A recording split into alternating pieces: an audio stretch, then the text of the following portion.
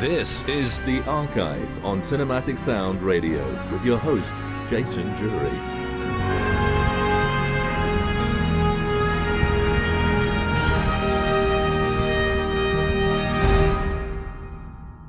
Hello everyone and welcome to the second part of the latest edition of Cinematic Sound Radio's Archive. I am Jason Drury, still coming to you from Ramsgate in Kent, England. Hello again to our listeners at Movie Scores and More Radio, cinematicsound.net and through iTunes or Apple Podcasts, Spotify, Stitcher, Pocket Casts, TuneIn, Google Play, Radio Public and where any other podcast provider is found. It's great to have you rejoin us for the show. If you are listening to this program through iTunes or Apple Podcasts, please take the time to rate and review the show. It really does help get the archive and Cinematic Sound Radio noticed. And if you're listening to part 2 before you listen to part 1, all I can say is I admire your rebellious attitude.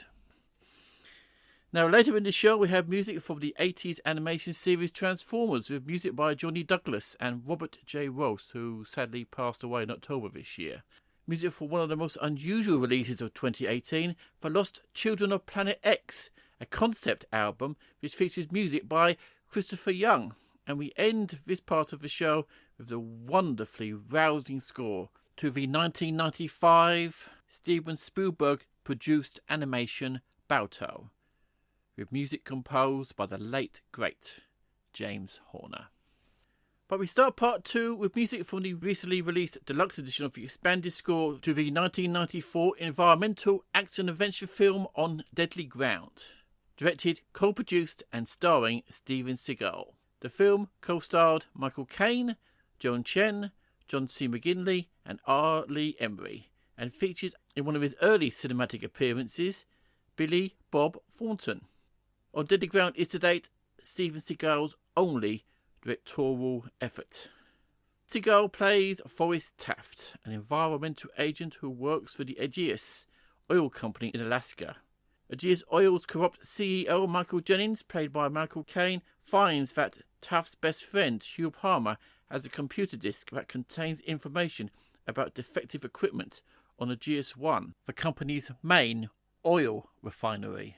He sends out his heavies to murder Palmer, but when Taft tries to intervene, Jennings also tries to kill him as well. But then an Eskimo woman named Masu rescues Taft. With Masu's help, Taft begins a trek through the Alaskan wilderness, heading straight for Aegis-1 to destroy it before it destroys all of the forest. Now, the film was nominated for multiple awards.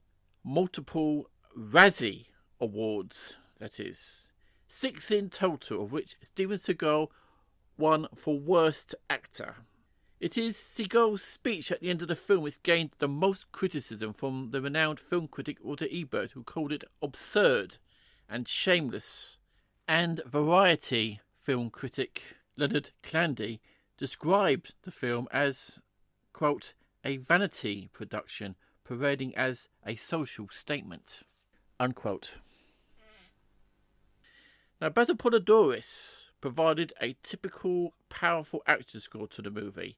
Inspired by Seagal's character, the composer wrote a resolute main theme, at times serene and introspective, and at other times a rallying call for the character as he strides across the tundra into explosive action. The theme is extremely versatile and is typical of the composer's love of a folk-like melodic structure. It was exactly the sound that director Seagal was looking for. Of Basil Poledouris, the collaborator, Steven Seagal said this, quote, my opinion of Basil is that he was a very deep, sensitive human being, very polite and a wonderful man who inspired me. As a musician, I'm nothing compared to him, and so it was a great honour for me to walk in his footsteps a little bit, to follow him around and learn from him. Now, most of the film's 100-minute length time was scored by Poledouris. The first half explored the internal journey that Seagal's character Forrest Taft takes, with the second half almost all-out action.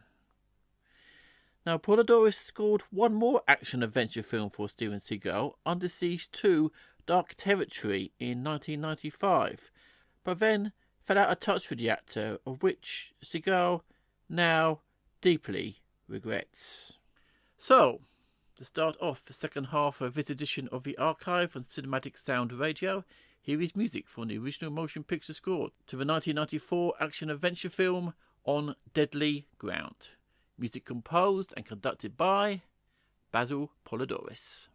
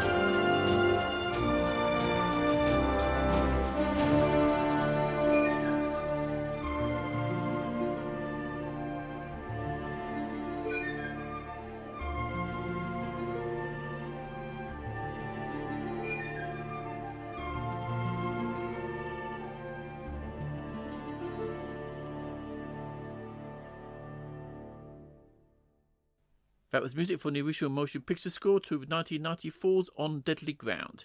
Music composed and conducted by Basil Poledouris. The original soundtrack recording is now available as a recent CD Club Deluxe Edition release by Fanfare's Saraband Records.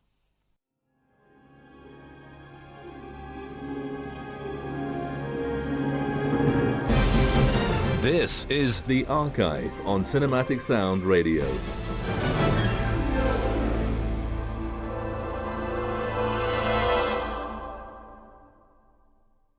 Welcome back to Cinematic Sound Radio's Archive. Now, in October this year, the film and TV music world lost one of its unsung heroes. Robert J. Walsh wrote music for nearly 50 TV series and specials, several movies of the week, and over 20 feature films and documentaries, as well as numerous commercials. He received 3 Emmy nominations and wrote and produced over 200 albums for various record labels worldwide. His film and TV music credits included work for Canon Films, including Revenge of the Ninja in 1983, and also his music for cartoon series for Hanna-Barbera, and particularly for Marvel Animation in the 1980s. His music graced series such as Muppet Babies, Fraggle Rock, and Defenders of the Earth. He also worked on cartoon series which he shared composer credit with British composer Johnny Douglas. These included series such as G.I. Joe, Dungeons and Dragons, and the original series of Transformers, of which music has recently been released on vinyl. Away from animation, Johnny Douglas is probably best known, particularly in the UK, for his BAFTA-nominated score for the 1971 children's classic The Railway Children, of which I hope to play on a future segment of my Best of British series. The original Transformers animated series ran from 1984 to 1987 and was the first of many based upon Hasbro's Transformers toy line, and depicts a war amongst giant robots that can transform themselves into vehicles and other objects, as if you did not know this already. Now, the voice cast, as you also probably know, includes such iconic voice talent such as Peter Cullen as Optimus Prime, with voice greats like Frank Welker, Casey Kasem, and Don Mezek. Now, the original music on this album was recorded in the Czech Republic between 1983 and 84, and is a mix of small orchestral rock fusions, mainly composed by Johnny Douglas, as well as cues of a more electronic nature, which were mainly composed by Robert J. Walsh, sometimes in collaboration with Jonathan Morel. The music for Transformers is as much loved as the series itself, and the series fans, as well as animated TV music fans, finally had their wishes come true with this final release in August this year. 30 tracks of music for animation for the first 2 seasons of the show, which are an excellent example of how American animated series were scored at the time, and in itself is another worthy entry to Cinematic Sound Radio's archive, and also a tribute to both Johnny Douglas and Robert J. Walsh, who are both now, sadly, no longer with us. So, here is music from the original TV soundtrack from the first animated series of Transformers. Music composed by Johnny Douglas and Robert J. Walsh, with additional music by Jonathan Morel.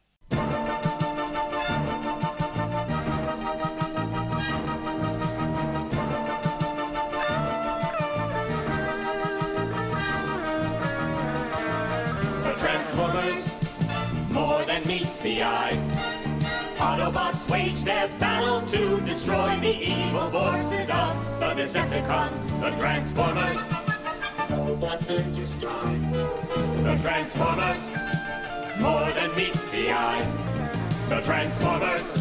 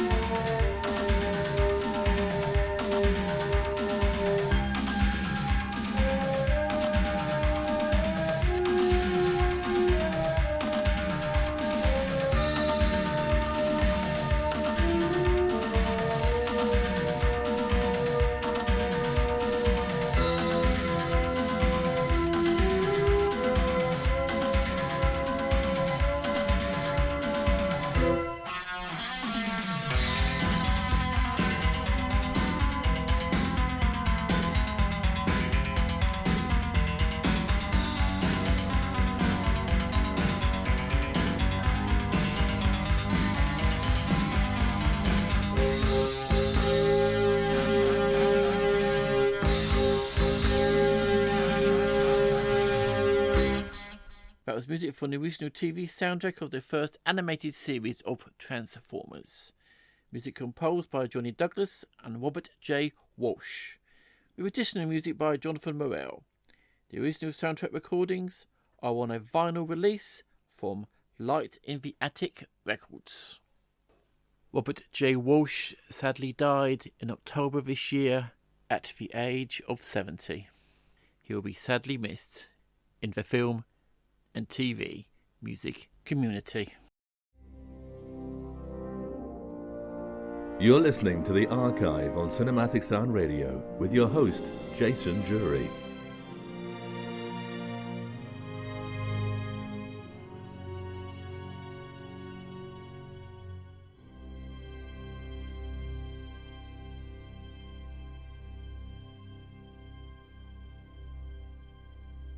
Welcome back to the show.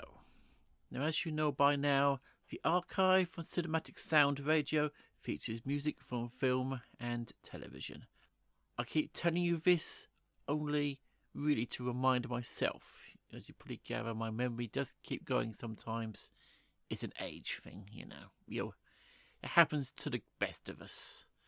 But sometimes a release comes along, which in itself is not a film score, but can still demand a place in Cinematic Sound Radio's archive. Now, in the daily grind of film scoring, composers are often left with great bits of material that they love, but for various reasons were dropped from the scenes they were written for. Sometimes these pieces find new life in other films. Sometimes they are buried forever, or sometimes they are resurrected, as in this case, with Christopher Young's latest album, The Lost Children of Planet X.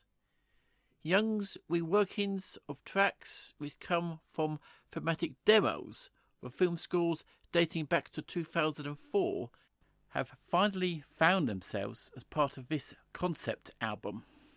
This was something that started as a passion project for Young, and it wasn't until 7 years later, 2011, that the material was woven into the form we can now hear in this release.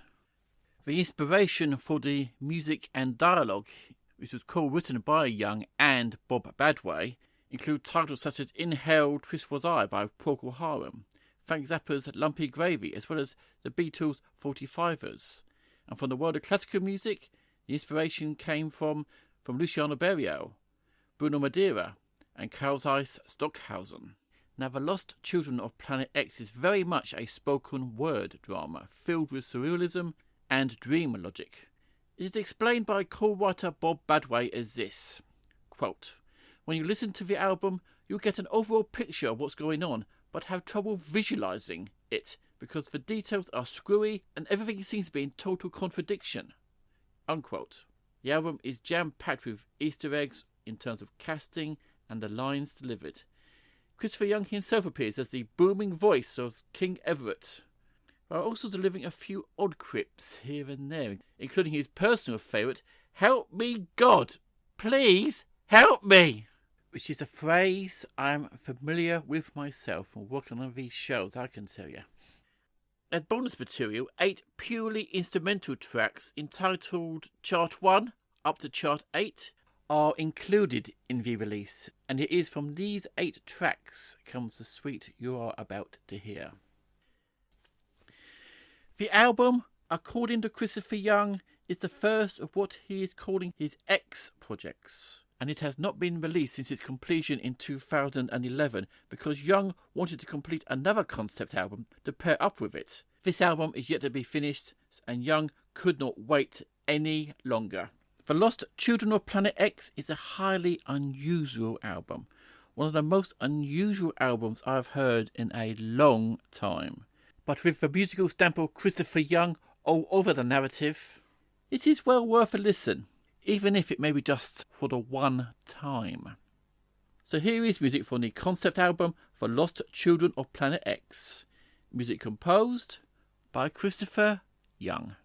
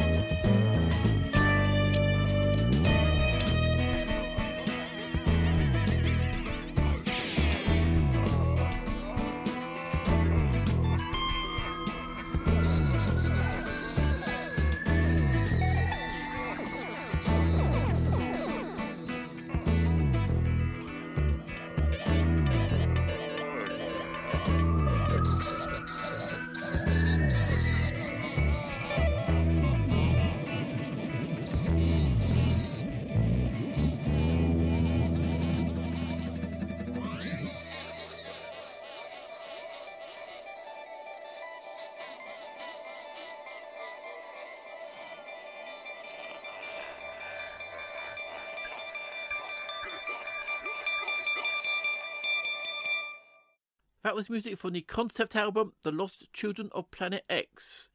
Music composed by Christopher Young. This extremely unusual release, that also features the writing of Bob Badway, is now available from Caldera Records. So now sadly we've come to the end of the second part of this edition of the Archive on Cinematic Sound Radio. Firstly, I must give a thank you to Cinematic Sound Radio's affiliate, the Movie Scores and More Radio Network, which can be found at moviescoreradio.com. Feel free to reach out to Cinematic Sound Radio by emailing at cinematicsound@yahoo.com, and don't forget to visit cinematicsound.net to hear an archive version of this show, which is appropriate of always because this show is called The Archive, and many years of previous Cinematic Sound Radio programming as well, which is not called The Archive. The show is also on iTunes or Apple Podcasts if you prefer to call it, and if you're listening there, please rate and review the show. As I said before, it really does help get Cinematic Sound Radio and The Archive noticed. I'd also like to thank Tim Burden for providing his voice on the bumbles and stings you heard on both parts of the show, David Coscina for writing the Archive's intro music, and of course my good friend Eric Woods for letting me loose on his station. Now I leave you today with another classic score from the legend that was James Horner. Part 1 of Archive 14 started with music from his score to Batteries Not Included, released by Entrada Records. I finished Part 2 of this show with another superb James Horner score, which has been rightly given the expanded treatment, again by Entrada Records. Balto is a 1995 live-action animated epic drama adventure film directed by Simon Wells. The film is loosely based on the true story about a dog who helped save children from a diphtheria epidemic during the 1925 serum run to Nome in Alaska. The voice cast included Kevin Bacon, Bridget Fonda, Jim Cummings, Phil Collins in a dual role, and Bob Hoskins and William Margulies in the live action sequences. This film was the third and final animated feature produced by Steven Spielberg's Animation studio. James Horner scores the film with a wonderful grand orchestral sweep. His ability to play on the viewer's emotions in both subtle and grandiose ways are showcased here. A perfect fall for the sudden shifts in tones in the animation narrative, from danger to humour, from action to romance, all brought to life superbly by the usual brilliance of the London Symphony Orchestra. The score contains just one principal theme, which Horner expertly weaves into the score with numerous variations, involving changes in pitch, colour rhythm and harmony, so expertly that it is only from careful listening that you can see how pervasive it is. Sometimes Horner uses the theme with a full-out orchestral statement.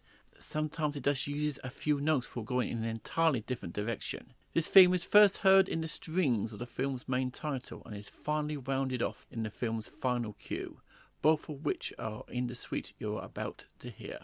James Horner's large-scale operatic scope of a score turns his heartwarming true-life animated adventure into a cinematic event, which lives long in the memory. It's just a shame that not so many people saw it in its cinematic run, due to the success of another animated film out at the same time, the classic Toy Story.